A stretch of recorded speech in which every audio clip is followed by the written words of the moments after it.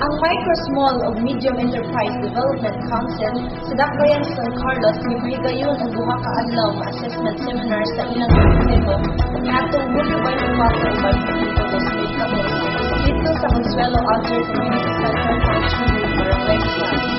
Sa mensahe nga gipaambit ni Department of Trade and Industry Representative Ms. Jeren Vergara sa probinsya sa Negros Occidental, siya nagkanayon nga ang MSMED Council sa San Carlos mao'y usa sa pipila ka mga council nga nagtuko dinhi sa probinsya sa Negros Occidental. Ug kini mao'y kasamtangan nga konseho nga aktibo ug buhi hangtod karon. Ang uban nga mga council sa probinsya hinay-hinay nga nawala ug dili na aktibo. Gawas sa San Carlos, ang ubang dapit nga adunay MSMEDC sama sa dakbayan sa Kabangkalan ug Bago, dili na susama sa aktibo kaysa sa San Carlos. Iyang gipahinumdum nga ang mga MSMEDC mao'y usa ka policy making body nga nagtamod sa Magna Carta nga nagpunting padulong sa kawalambuan sa usa ka dakbayan. Kini nanukad pinaagi sa MSMEDC sa provincial ug national councils. Si Ms. Vergara usab mipahibalo sa National MSMEDC Summit nga ipahigayon sa Dakbayan sa Davao sa umaabot Agosto 21 karong tuiga. Iyang giawhag ang mga miyembro sa San Carlos MSMEDC sa pagtambong niining talagsaong higayon nga mahimamat ang ubang miyembro sa MSMEDC sa ubang lugar ug makigbaylo og mga kasinatian sa konseho sa ilang dapit. Yung nag-isip sa San Carlos, Kabangkalan, ang Bago. Pero ang matubay sa San Carlos, Bago, sa Tibet, and then yung tulog sa San Carlos, sa Benglan, until ang Kabangkalan, yung council sa San Carlos, sa policy meeting body for the Micro, Small, Medium Enterprise Development in the city.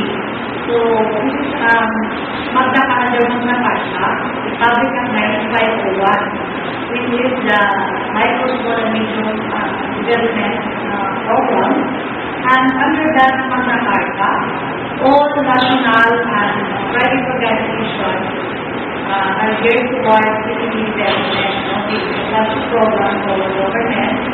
On behalf of the medium-term development plan for community development under the term President Aquino, which was formulated on the community development plan for the national 2010-2016. Si City Administrator Greg Santillan kinsa mihatag usab sa mensahe sa ngalan ni Mayor Dingo Vamayor, nagkanayon nga kining assessment seminar nga ilang giapilan maoy kahigayunan sa pagtan-aw sa konseho sulod sa miaging duha ka tuig.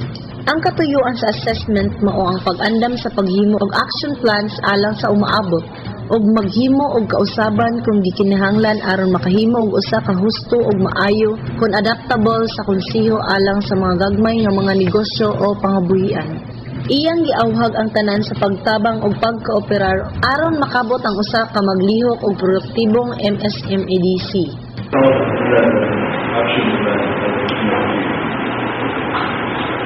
This was formulated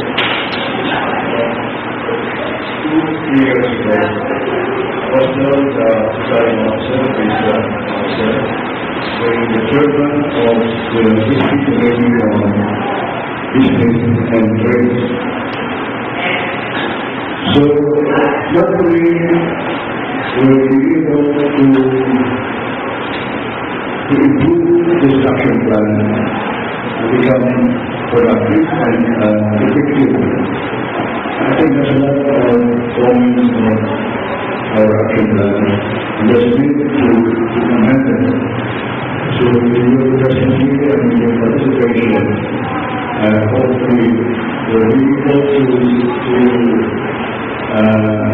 formulate an action plan that is adaptable to the present situation. Didto mitambong sa maong assessment seminar or mao ang mga miyembro sa San Carlos Micro Small Medium Enterprise Council inubanan sa DTI representative sa Negros Occidental o staff sa Cooperative and Livelihood Development Office sa San Carlos City pinanguluhan nila Project Development Assistant Grace ni Quinto ug sa mga kauban.